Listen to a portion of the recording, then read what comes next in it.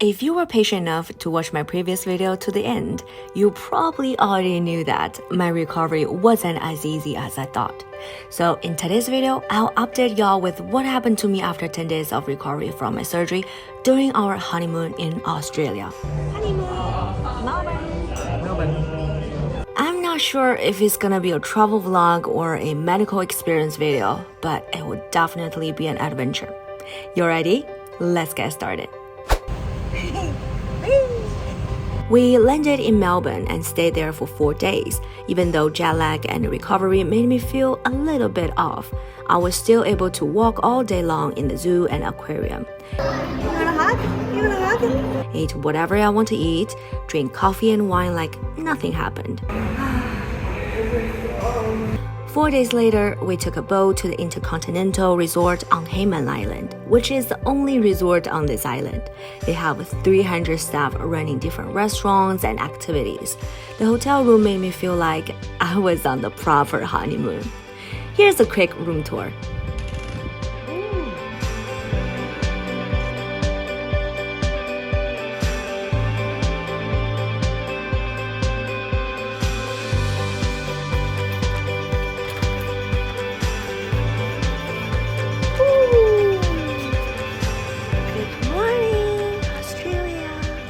I mean, look at the view. It definitely had the vibe of White Lotus, right? If you haven't watched it, I highly recommend it. White Lotus in real life. While I was living my best life and thought all my symptoms were gone, I suddenly had heavy bleeding on the first night of our stay. It lasted 1 hour and I thought, maybe it's just my normal period. I'm done with the feeling of not being able to do anything on my period. So the next day, we hopped on a private helicopter to see the famous Great Barrier Reef. Helicopter is here. Yeah, what a life. But just before we took off, I had my second heavy bleeding, which soaked my period panties quickly. I know. Why does it always happen before we're about to do stuff? On one hand, I was worried about not being able to make this 2-hour adventure because there's probably no bathroom on Whitehaven Beach. But on the other hand, I was so excited about taking a private jet for the first time and seeing the romantic coral reef with my lovely husband. So I suck it up and suffer through. Luckily, Nick got me a towel to sit on. Otherwise, the pilot would never forget somebody bleeding on his passenger seat.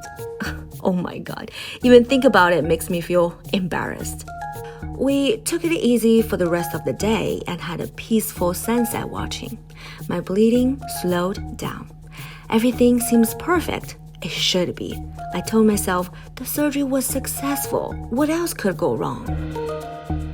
I don't know, I feel a little bit dizzy.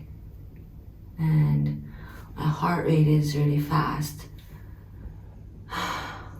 This is my second wave. The first wave was while I'm taking shower, it's just like it's running like a faucet. And right now I just couldn't get up. Obviously, a normal period shouldn't be like that. Something is wrong, but I chose to ignore it. There are so many activities I haven't done yet. Nothing can stop me from having fun. So after a couple hours rest, I suggested we go paddleboarding. Nate and I walked on the beach for about 10 minutes. Then what happened next taught me a lesson. If you don't listen to your body, it will keep sending you warnings until you passed out. Yeah, I fainted on the beach and had no memory about how it happened. When I woke up, Nate and a bunch of staff around me kept asking me, "Are you okay? Can you hear me? How do you feel?" I felt nauseous and dizzy. Then I threw up. My bleeding was getting worse and scary. They took me to the medical center, which has just one nurse and no doctor. Remember, this is the only resort on the whole island. They weren't even able to check my hemoglobin level. If something goes wrong, they have to fly a medical helicopter and send me to the real hospital. So that's what they did.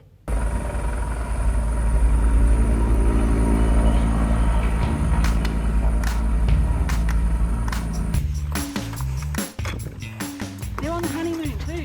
Yep, 2 helicopter rides in a row. What a honeymoon.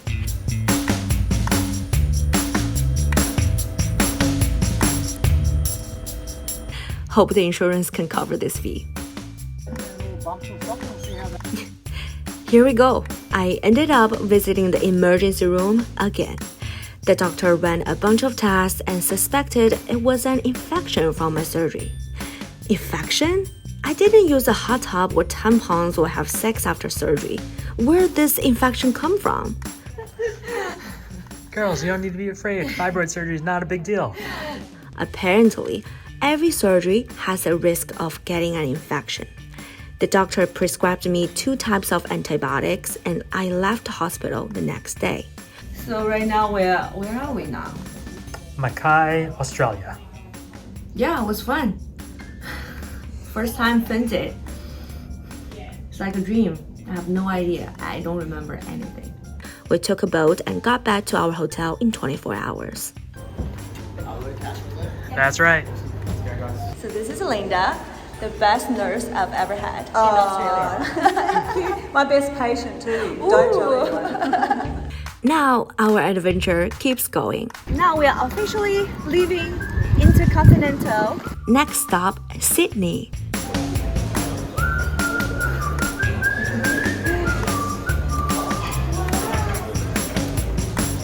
The Opera House. Oh my gosh. I know some of you questioned why I pushed myself so hard and go on this trip only 4 days after my surgery. I agree that I should stay home longer and take my time to recover. But do you know there's a solar eclipse happening on April 20th? Only a specific location of Australia can see it.